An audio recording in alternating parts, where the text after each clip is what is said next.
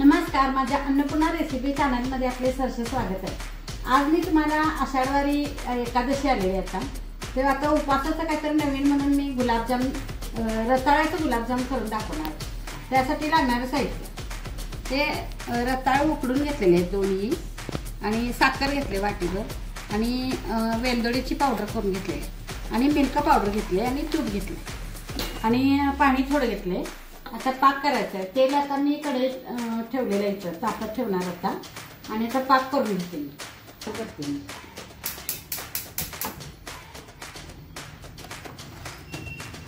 आता भांडं तापू दे, पण पाक करून घ्यायचं, थोडं पाणी घालून घ्या।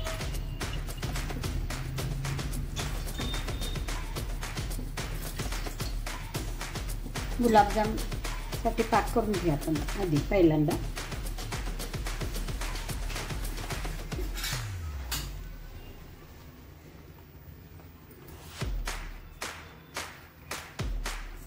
साखर घालून घ्यायचं,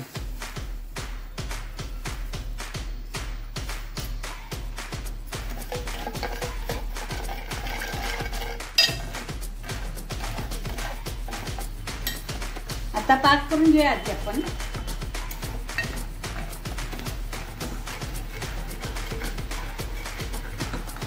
कच्चा पाक करायचा, लय घट्ट करायचा नाही, असं पातळ करायचं। त्याच्यात गुलाबजाम जरा चिकट व्हायला लागला होता, होत आला आता पाक।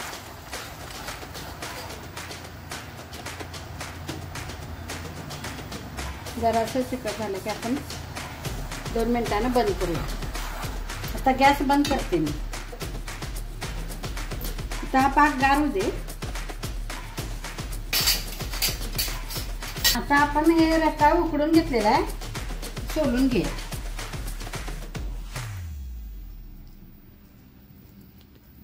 हे आता आपण कुस्करून घ्या चांगलं। उकडलेली रताळ सोलून घेतलेलं आहे।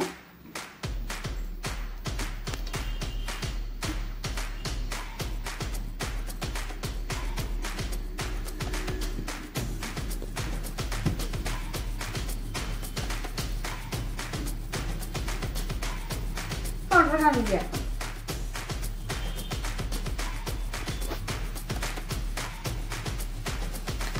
आता वेलदोडा पावडर पण घालून घ्या।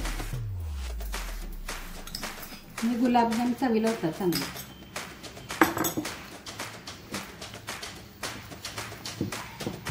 थोडंसं तूप पण घालून घ्या।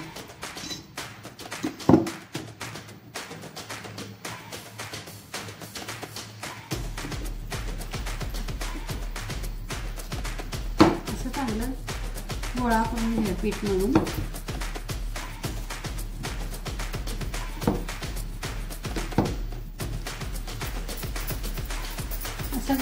गोल गोळा करून घ्यायचा, गोळे करून घ्या आपण आता।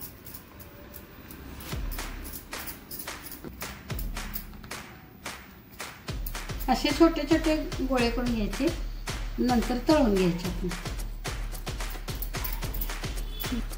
तेल आता तापत ठेवलेलं आहे।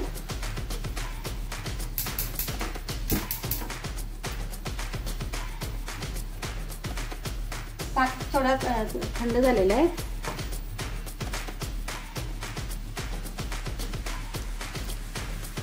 आता उपवासाचे गुलाबजाम खाऊया आपण। आधी तळून घेऊया, पाकात घालूया, छान होतं।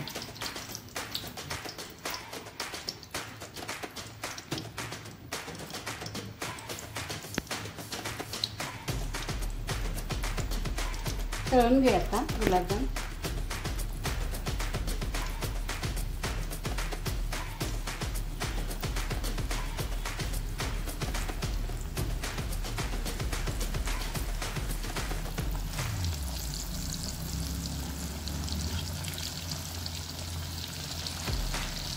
तळून घ्या।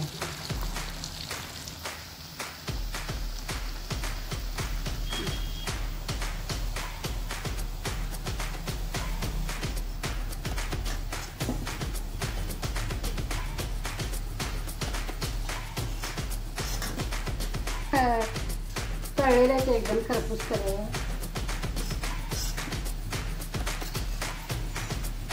आता ब्राऊन कलरवर चांगले तळलेले गुलाबजाम. आता गॅस बंद करूया आपण.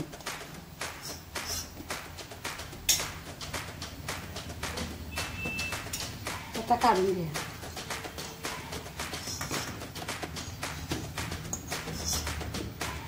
आता आपण हे ताकात घालू.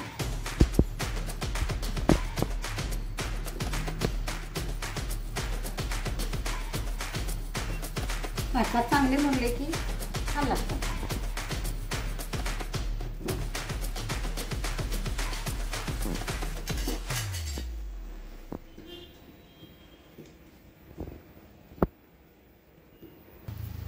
ही रेसिपी आता तयार आहे. उपवासाचे गुलाबजाम अशा पद्धतीने करून बघा. छान होतात, चवीला पण छान लागतं. अशा पद्धतीने करून बघा, खाऊन बघा. आवडलं तर कमेंट करा, सबस्क्राईब करा, लाईक करा, शेअर करा.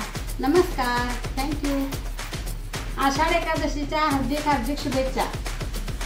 नमस्कार.